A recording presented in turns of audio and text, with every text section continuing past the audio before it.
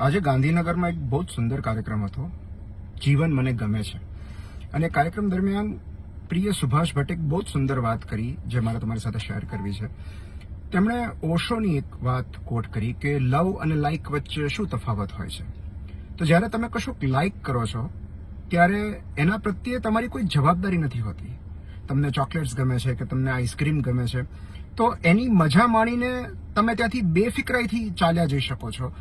એના પ્રત્યે તમારી કોઈ જવાબદારી નથી રહેતી. પણ જ્યારે તમે કશાકને લવ કરો છો ત્યારે એનું જતન કરવું, એનો ગ્રોથ કરવો એ તમારી જવાબદારી બની જાય છે. Because love is commitment.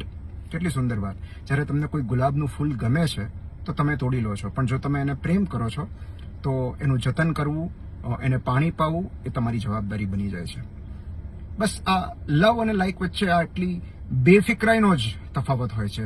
જેને તમે લાઇક કરો છો એને માણીને, એની મજા માણીને તમે ત્યાંથી નીકળી જાઓ છો, એ બેફિકરાઈ તમારામાં હોય છે. પણ જ્યારે તમે કોઈને લવ કરો છો ત્યારે એક કમિટમેન્ટ છે એના ગ્રોથ માટેનું, એના જતન માટેનું, એના વિકાસ માટેનું.